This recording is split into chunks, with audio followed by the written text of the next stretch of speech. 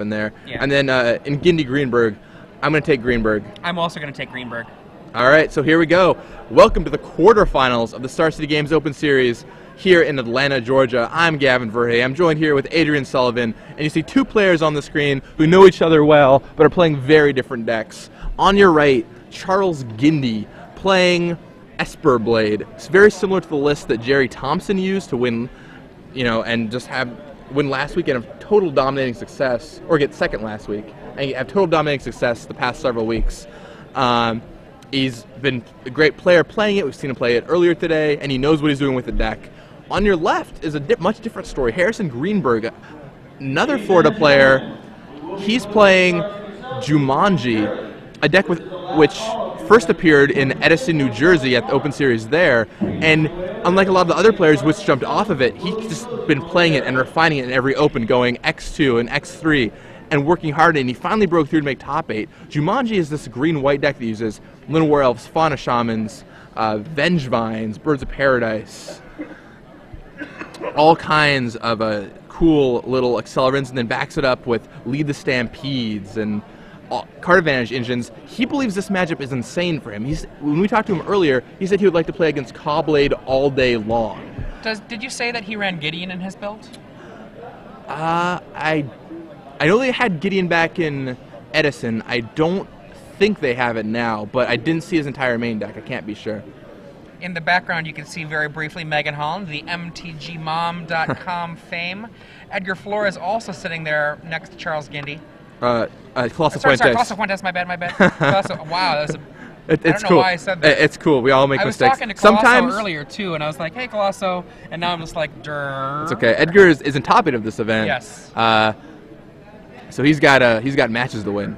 So it looks like Charles Gindy is going to take a trip to Paris, but not the good kind, as he mulligans here. And I guess Harrison is keeping it at 7. Having been to Paris, I'm not sure, unless you're on a romantic getaway, and even then, if there is a good trip to Paris. Well, I've never been, so I guess I can't say, but... They're an interesting people, the Parisians. Okay, Charles Gindy. He looks just like happy to be, that smile, happy to be here in a good top 8. Harrison, he's almost half getting a Unabomber on here, hiding under that hoodie. Doesn't have we call that a Jace back in Seattle. Is that the Jace? That's the Jace. Ironically, he has no Jaces, but isn't afraid to give Charles the stare down. And once again, it's great to see a player like Harrison Greenburg break through after week of him coming up to us and telling us about his deck and what changes he made this week. We had him in the booth earlier, and he said his major change this week was adding Memoricide to his sideboard. So Creeping Tar Pit, and then a Birds of Paradise from Harrison. So he's got a Swamp and 3 Memoricides. Not coming in this matchup, but still worth noting. We've got a preordained facing off versus a Bird of Paradise. And it looks like Charles is all lands except for 1 spell. Couldn't quite make it out. Yeah, he's got a Jace, the ubiquitous blue Planeswalker. And Harrison's got a turn 2 Fauna Shaman, and that's the play. Ouch, but no land. Unless he's holding back. Nope, no land. Turn 3, we see... Inquisition. Yep. Squadron Hawk, Llanowar Elves, Squadron Hawk, Overwhelming Stampede, Baneslayer Angel, and a Vengevine. So Go ahead. No, the thing is, even with only 1 land, he can get that Fauna Shaman active next turn, play a Llanowar Elf, and then he can start doing some really insane things with that Vengevine. Like, you can discard Vengevine here, go get a Vengevine, play a Llanowar Elf, and then just start doubling up on Vengevines and serving pretty quickly.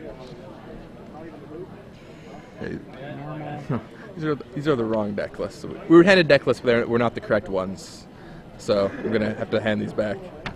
I was like, this is very weird. This player's not in our feature man. So let's see. So Harrison untaps. Is he going to find a land? No, he does not. I think that was Molten Tail Masticore he drew. Probably not what he was looking for. And he's content to just strip back. The thing here is he doesn't have to play that Llanowar Elf. He can just hold it and then use it to return. Oh, Llanowar Elf got discarded, so he especially can't play that Llanowar Elf.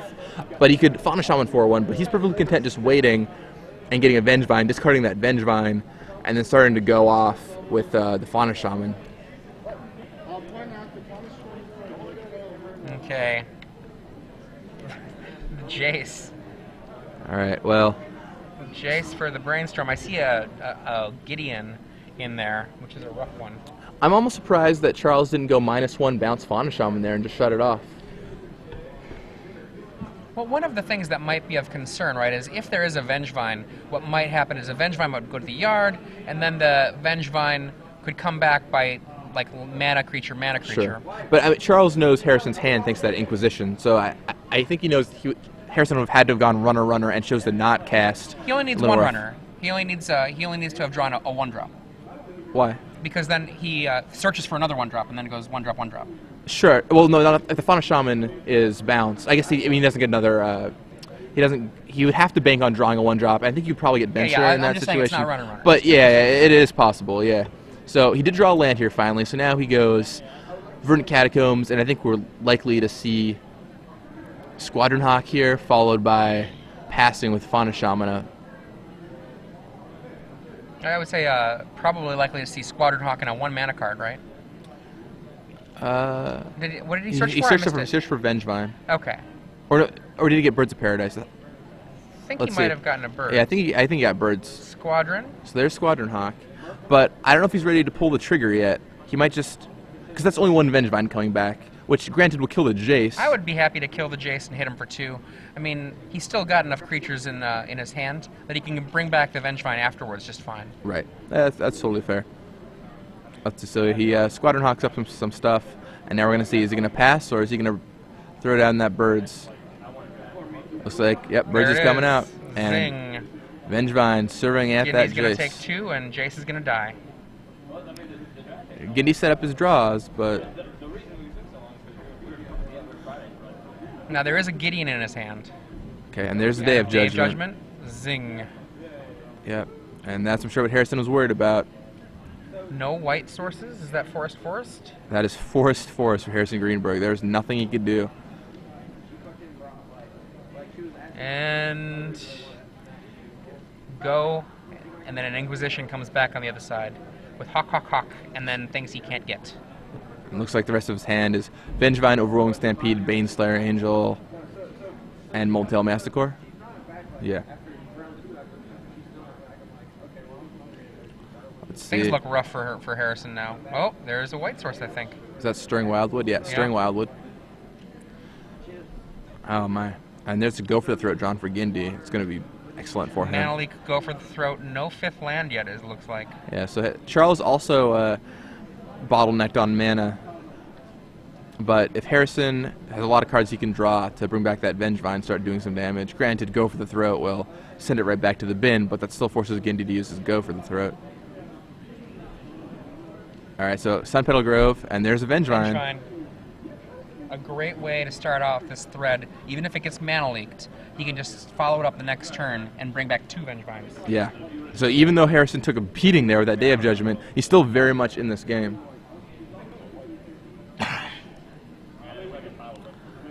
Again, he has to decide, is it worth taking it? Do I mana leak it? What's going on?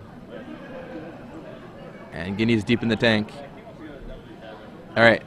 He lets Vengevine resolve, takes 4.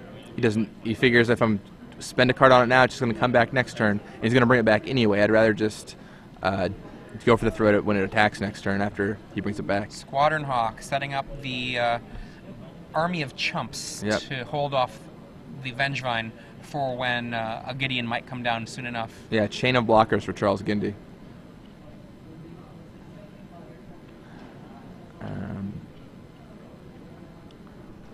And so next turn, Harrison can return both of his Vengevines if he wants, or return one of his Vengevines if he wants. Attacks with both of them. One of them gets blocked. Oh, Gindy pulled out a Stoneforge Mystic on accident. Thankfully, he didn't keep it out. Yeah. Well, yeah, Harrison pointed it out, and Gindy shuffled it back into the deck.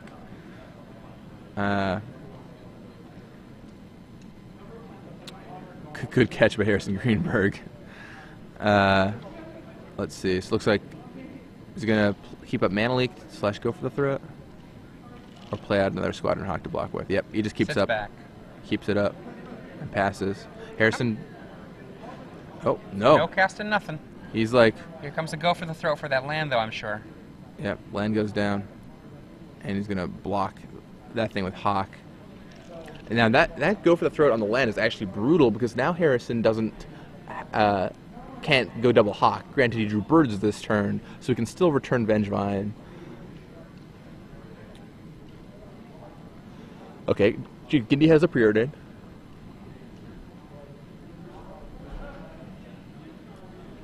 And considering the two cards, I couldn't quite make out what they are. I mean, he'd just be happy to find some mana at this point. There it is. And there's the land he's looking for. So now he can maybe start to get that Gideon online. Maybe he can start to get that Sword of Feast and Famine online. Serves him for 1/1 with Squadron Hawk.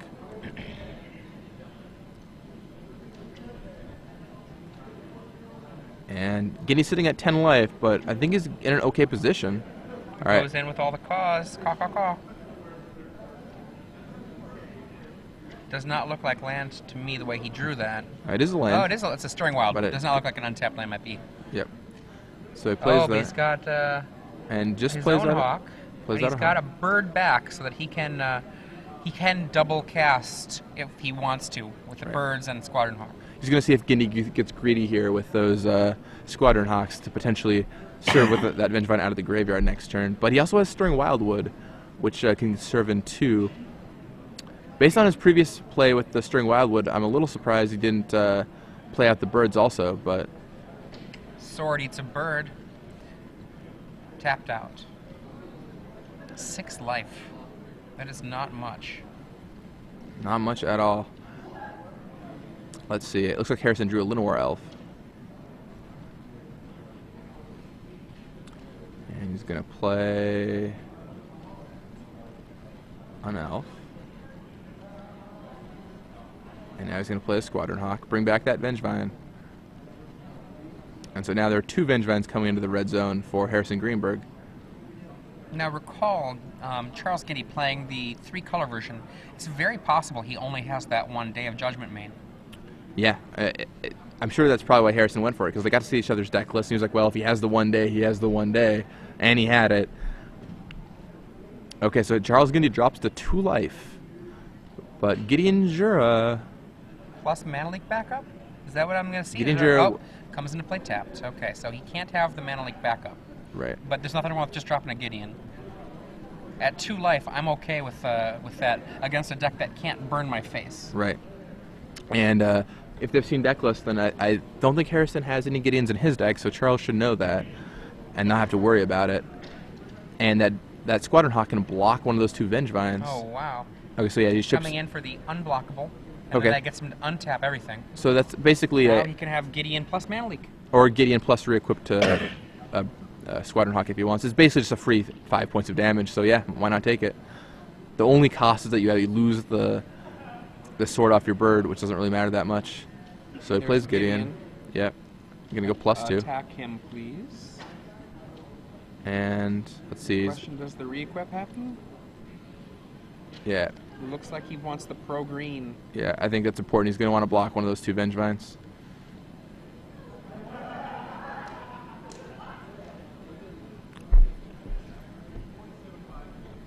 And Harrison goes to his draw step. I think he drew another land here. Looks like that's either Verdant Catacombs. Yep, Verdant Catacombs. Here comes something else. Another Vengevine? Molten Tail Master. Molten Tail Mastercore. So no burn to the face, huh? Apparently not. Apparently he has the Mastercore to clean things up. So if Harrison gets to untap, he instantly wins. Interesting how he chose to play the Molten Tail Mastercore pre-combat. So Vengevine goes down. And now he can play that Birds of Paradise if he wants to bring that Vengevine back. But I think since he's got the game unlocked with that Mastercore anyway, it's better to just pass. Yeah, so you can regenerate it. I mean, you probably crack the land now so you don't get foiled by Doomblade or something in response to double Doomblade or something silly like that, although I don't think Charles has any Doomblades. But you just want to keep a regeneration mana, and then if you untap, you win the game. Alright, so can Charles defeat Harrison Greenburg this turn? He certainly doesn't have an answer to it in his hand. His hand is double Mana League Squadron Hawk.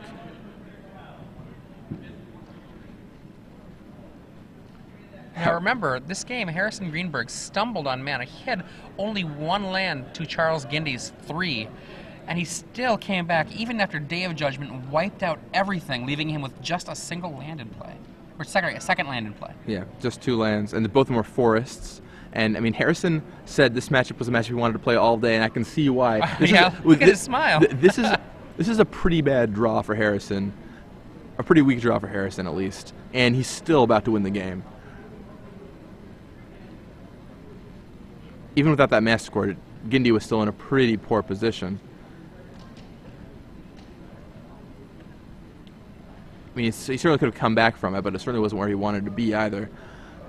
Comes in here for a grand total of 6, discards to the Master Core, untaps all of his land, and now he just has to kind of hope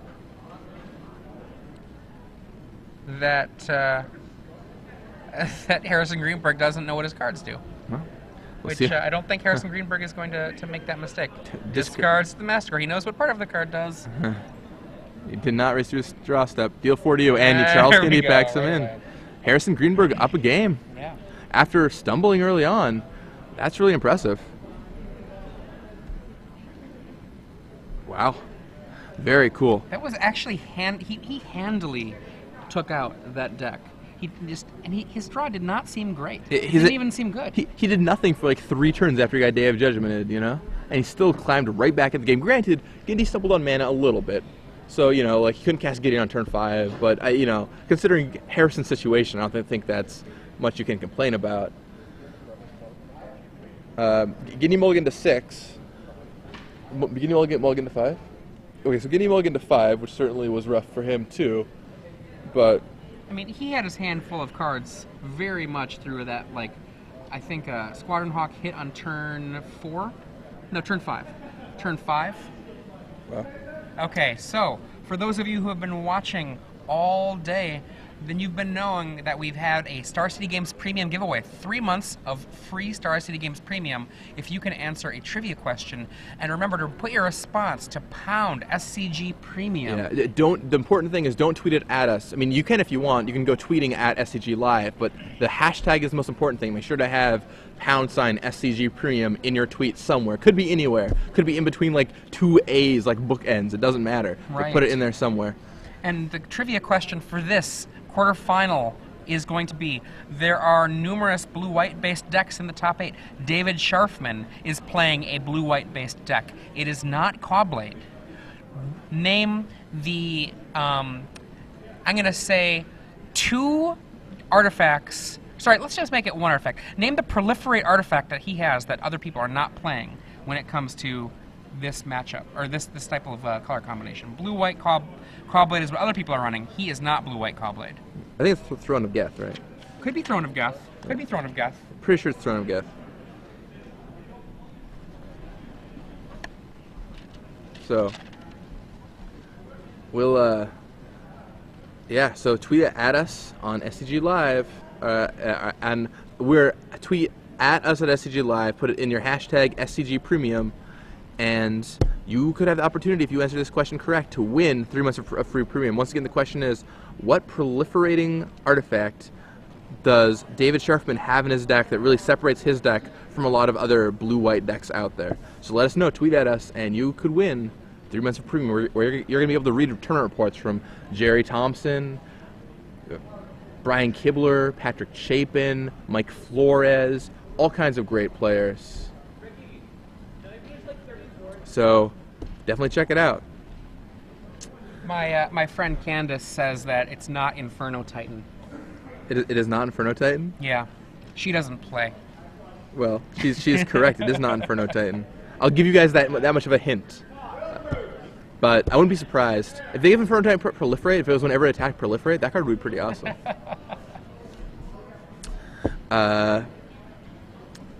Alright, so going into game 2 here, Harrison Greenburg took down the first game.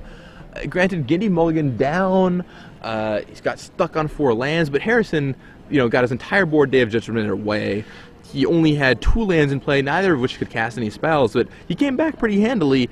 Harrison believes this is his best matchup. He's like, Cobblade is the deck I want to play against all day long. And he's played against it several times today and beat it. So maybe he'll take it down again, but Charles Gindy certainly is going to aim to take it back. He's played a lot of Titan Magic today, and Esper Blade is a deck that he can play very well. He's had a lot of success in the past with control decks, taking U.S. Nationals finals with a 5-color control deck back in 2009. I got a word from Glenn Jones.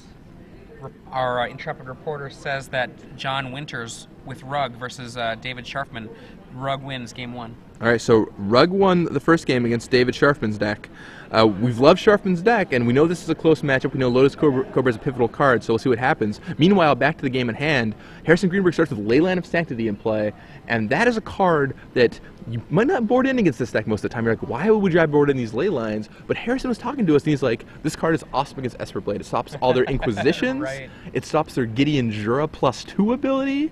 And it stops all the cards that beat you. It doesn't stop a ton of cards, but those are the cards I'm most worried about. Harrison draws a second Leyline on the first turn. I'm sure not his favorite card to draw there, but it perhaps replaces a card that might have gotten Inquisition otherwise. And I think I see an Inquisition in Charles's hand that is not doing anything. So Flash Freeze on the bird. Yep. Does he have a follow-up mana? He does. So it looks like Harrison boarded in some control-y cards in this matchup. He's got a Journey to Nowhere in his deck as well to deal with the Ka and Stoneforge Mystic. This looks like both to the bottom. Yep, sends them both south, draws a new one. And I think you're right. I'm pretty sure that that's at least one Inquisition. I saw a Go for the Throat in Gindy's hand for sure, but I thought I also saw another black spell. Right behind it. I'm not 100% sure, though. Was that another Leyline? Oh no, has Harrison drawn 2 Leylines? One of the dangers of running a card like Leyline, if you don't have a good way to get rid of it, is that can just rot in your hand. Charles keeps 2 cards on top, one of which is a Swamp, the other, I believe, is a Day of Judgment, which is going to be very strong for him. Harrison brought in all 4 Leylines, I would imagine. Maybe the right play is only to bring in 2 or 3 so you don't have this problem. 2 or 3. And I'm going to see a counterspell here for this Lotus Cobra, I bet. See what Gindy decides to do. He can only counter 1 spell right now. So it could be a bait and a follow-up. Nope, just a natural, here's my card. Yep, there's Flash Freeze on Lotus Cobra. And alright, so now Gindy starts hawking, and Harrison doesn't have anything going on. Yeah, he started with that Leyline in play, but he has no action at all. Yeah, I would not be surprised if Charles Gindy just starts being the aggressor here. Yeah, I mean, those Squadron Hawks are going to do some damage. And even without a sword equipped to them, without anything on Harrison's side of the board, Squadron Hawk can really crack through for some points. As anyone that has played against Fairies knows, flying 1/1s add up. It's true. All those Spellstutter Sprite hits deal a lot of damage over time. And here we have another 2-drop. Yep, there's Fauna Shaman. This is a real threat here, if it's not answered incredibly quickly. There is a Go for the Throat from Charles's hand. It's a card that can take over a game. And I think we're going to see that Go for the Throat. Yep, there it is.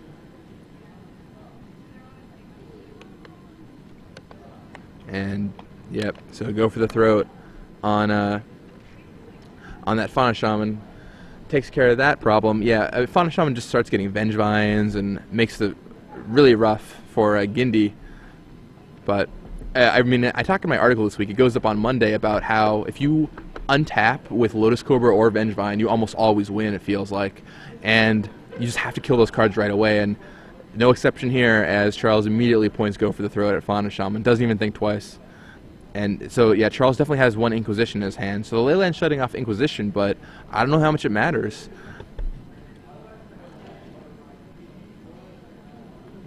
All right, yeah, Charles is pecking away.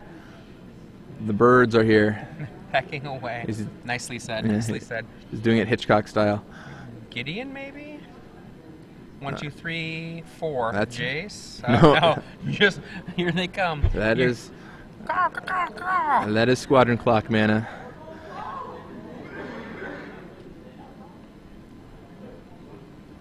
In comes Forest.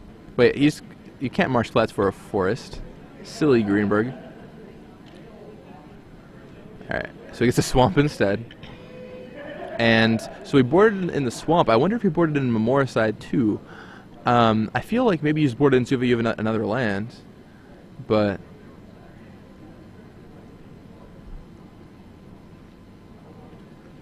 maybe he did bring in Memoricide. I don't know. I just can't see it. I just can't see that one. What do we got there? Is that a Journey to Nowhere? Is that a black card in his hand? Is that Memoricide? He did bring in Memoricide. Wow, what do you name here? Sword of Feast and Famine. And on the other side we have Inquisition, Glare.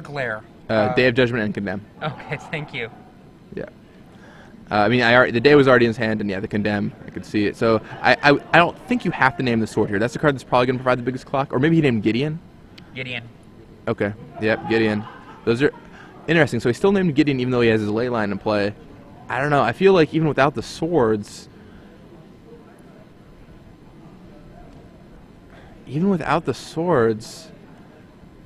that clock from the Squadron Hawks is just going to do so much damage that if he gets Gideon out, I don't think it's going to matter that much because basically a 4/4 flyer every turn for 1/1 flyers. I don't think I see. There's no Stirring Wildwoods in play, right? No. Yeah. So this is a 4-turn clock.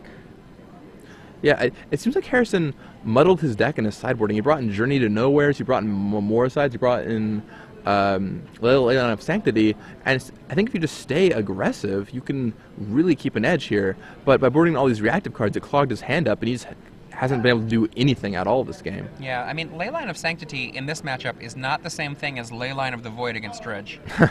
It's true. So there's a Birds of Paradise, and there's the Journey to Nowhere. Journey to Nowhere. Journey to Nowhere turns this from a 3-turn clock into a 4-turn clock. It still feels pretty sad to have used your Journey on a single Squadron Hawk. Yeah, it does not feel good. And there's Stoneforge Mystic. Oh, ouch. Getting Sword. Yeah, I think Harrison has to fix his deck for the third game. As far as sideboarding goes. I think maybe he's starting to realize it too. Like he looks at down at his hand, he's got 2 ley lines. Looks on the battlefield, there's nothing, and I don't know. I know he's been sideboarding against Cobblade all day and winning, but is that another Journey? Yeah, he just packs it in. He draws a second Journey. He just knows. I don't think I even like the Memoricide, honestly. No, I just want to kill the guy. Yeah, I mean, I could see boarding in the swamp, so you have another land if you want to do that, but. And I don't know, I even don't know about boarding all the 4 ley lines, but I don't know. I mean, Harrison has played this matchup a ton. He feels like it's a really good matchup. The danger, of course, is when you have a really good matchup, you just win so much that no matter how you sideboard, it's like, well, I sideboard like this because I keep winning. But it's those games where you get draws like those where you draw all your reactive cards that it really, really hurts you. What we might be doing, for example, is you might have a winning matchup, right?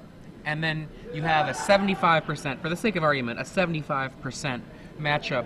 And then you board and you still win, and you don't realize you made yourself have a 65% game, right? Exactly. Yeah. We see Harrison going back to his sideboard here too. I think he's taking out several cards here. Especially he's going to be on the play this game. He wants to have the aggressive advantage. I mean, the way I imagine this, right? Despite the fact that you can get some real value out of Inquisitions being turned off, I would have 1 ley line and leave it at that. If it's there, it's there. If it's not, it's not. And in the far, far late game, it can turn off a Gideon. Right. I mean, I guess you're bringing in 2, but the full 4, like I think you run into problems like that. Even 3 is just, problematic. Yeah, I mean, so Michael Jacob had this awesome rule in a deck building article. He wrote for another game a long time ago, and I love this. It's if you have 4 card in your deck, you have to either you have to draw that card every game, or you have to be okay with drawing 3 copies of that card in your opening hand.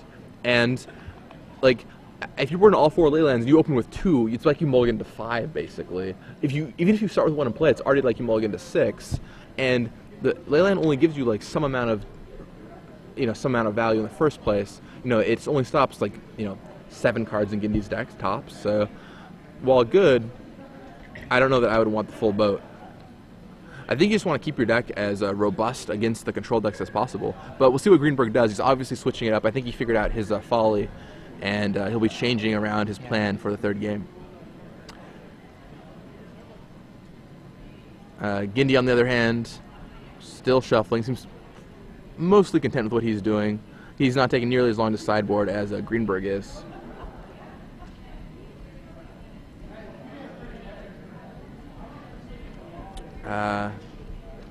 And game 1, Greenburg looked in a good position. Game 2, he did not at all. So we'll see what happens. For those of you just joining us, I'm Gavin Verhey. I'm here with Adrian Sullivan. We're going to game 3 of a pretty tense quarterfinals match between two great players. On your right, we have Charles Gindy. Charles is playing Esper Blade, pretty stock list as far as Esper Blade decks go, close to what Jerry Thompson's been using.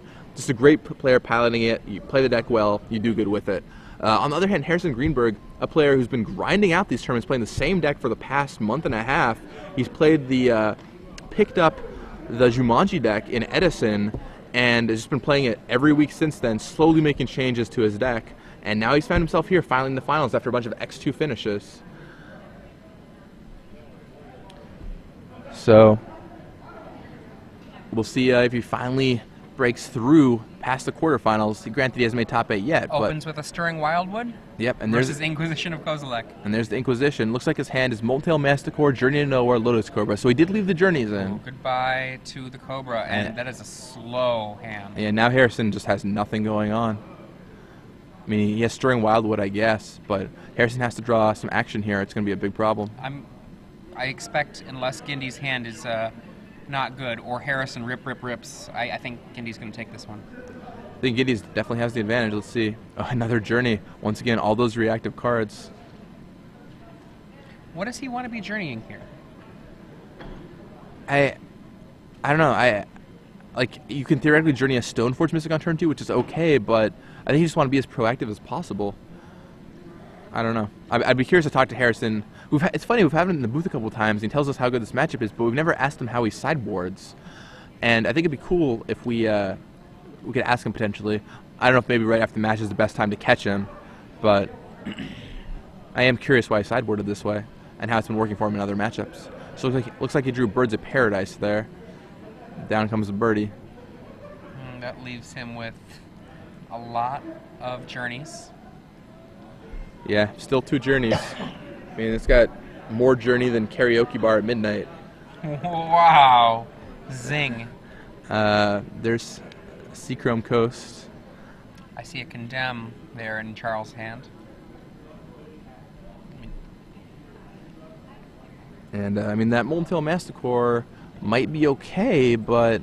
I mean, he's got to attack with it, and, yeah, and Charles has that Condemn. It gets condemned. Man, Charles' hand looks unbelievable right now. It's got Gideon, Flash Freeze, all the cards you really want in this matchup.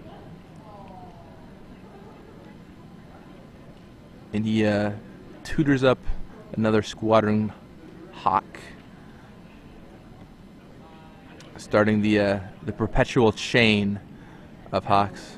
520 players. We're down to these 8. Yeah, and soon we'll be down to just 4. And the quarterfinals are being played out right now, and then the semifinals will be played out tomorrow morning, bright and early at 8 a.m. So make sure to set your alarms and come join us. After that, we'll immediately be starting in on the legacy portion. Masticore. Yep, and there's the Masticore. But I don't think Harrison's going to be able to just sit back, so I think it'll probably eat a Condemn next turn. Yeah, I mean, between Hawks, that Condemn, you know, there's just... That Masticore actually doesn't represent much of a threat. There's only 1 creature in the yard. Right. I mean, it's possible that Harrison could have some ridiculous foresight, and there's Inquisition. Is it going to whiff, or is it going to get something? Journey. And lose a Squadron Hawk, which is what he really needed. I think. Wow. I actually would have cast that Hawk, I think, before casting that Masticore. Then you could play Masticore next turn with Regeneration up. Yeah. That's the plan. I think he might have wanted to try and get it under Mana Leak if he thought Charles left those in. I'm not convinced that Charles did. Almost forgot. Whew, that was a close one. Yep, there's a reminder. And yeah. So now, I think if Harrison... Okay, so Harrison chooses to not attack. So he's just going to sit back. He's got 8 damage in the yard. He thinks my plan is to burn him. He thinks his plan is to burn him out, which is reasonable. He's got a Bird of Paradise, which represents 4 more damage. That's 12 damage he's got available. That's a lot of damage. And Charles Gindy has Go for the Throats in his deck, aren't going to kill a Masticore. Day of Judgment will not kill a Masticore. He has to trick Harrison into attacking somehow to condemn, but Harrison obviously knows what's going on. He knows that's how a way he can lose, and he feels like he has to ride this Masticore. Wow. Block sets up a shield. Yeah. And Gindy uses Tectonic Edge. Alright, so now he's going to discard a card to that Molten Tail Masticore.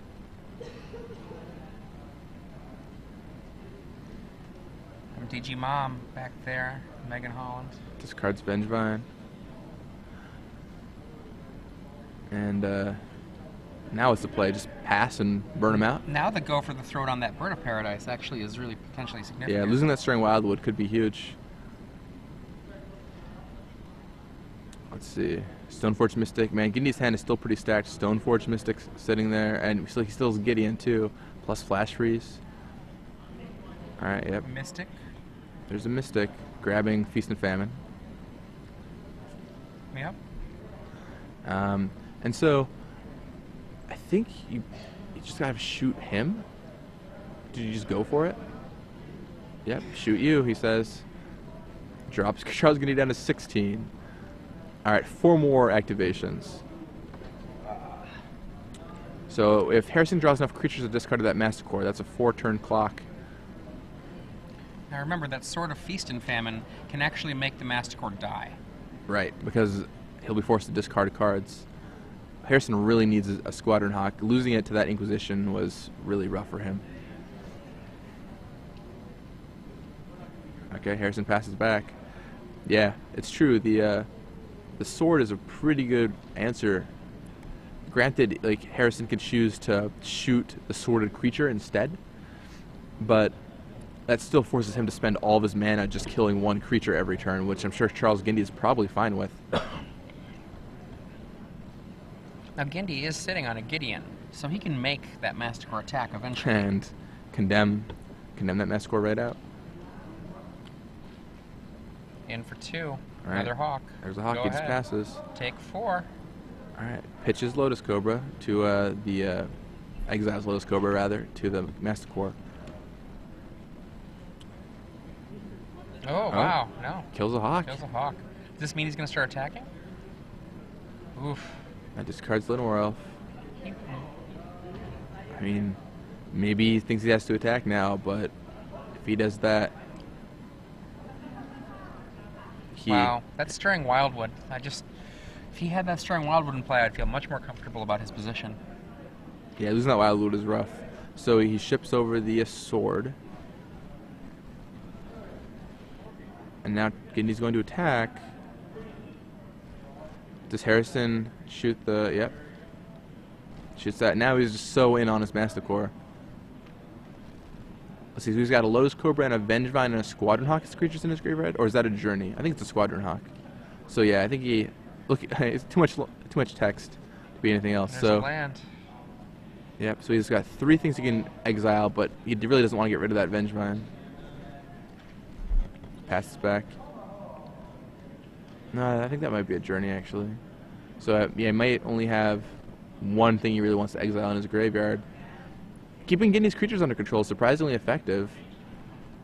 But I mean, he's forced to Right. do it. I mean, Gindy's happy to have this sequence of plays happen. right, it's just a black hole. Gindy still hasn't been able to find that land for Gideon, but he finally got it, and now he'd be able to make Harrison attack and condemn that Masticore away. Oh, Doctor. He even took the dice off his deck, too. Rough. So Masticore down. And here comes There's Squad, a Hawk. and that's the card he needed, too, with the Masticore. Oh, wow. 2 Hawks left in the deck. Yeah, wow. Ouch. He lost the Masticore, and he drew the card, of course, that would have been best to draw with the Masticore. Yeah. Rough. Very rough for Harrison Greenburg. He's not completely out of this game, but he's going to have to climb back into it, and it's not going to be easy. So here comes the Second hawk. hawk, which brings back to Vengevine. Yep, so Vengevine Vengevine comes on in. serves right into the red zone. Condemn gonna be saying goodbye to it. Yep, and the Vengevine goes away. Harrison gets 3 life. And Creeping Tar Pit. Yep, there it comes into play. So we're gonna see a tap out here. For Gideon. Charles Gindy with Gideon. Yeah, and there's Gindian. Gindian. Gindian, oh, I like it. Gindian. I like it. Charles Gindian. Harrison draws. He's still sitting with Journey in his hand. I think that's Stirring Wildwood he just drew. Serves for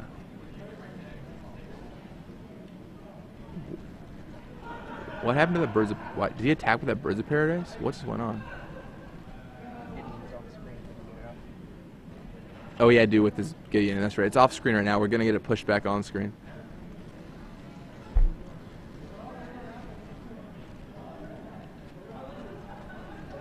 Gindy. There we go, getting that Gideon back on screen for us here. And there's Creeping Tar Pit, equips it, attacks, and discards Verdant Catacombs. Oh man. Yeah, Harrison Greenburg said this was his best matchup, but he said some subpar draws, and Gindy's played this matchup pretty well. You know, I have to wonder if he shifted the tone of his deck too far. Yeah, I mean, it could have been what did it. We'll get him. I think we'll get him in the booth afterwards, make it, if he's in the mood. See if he wants to tell us about his sideboarding choices. Let's see. Equips Sword to Hawk, and he just passes back. Draws Stirring Wild, picks it up. There we are. That's it. Charles Gindy takes the match. 2-1 over Harrison Greenburg. Harrison thought the matchup was great for him, but that's not how it turned out. Charles advances to the semifinals, poised to make another great finish in an SCG Open. And we'll see if we can get another match on camera for you potentially. We'll find out what's still going on out there.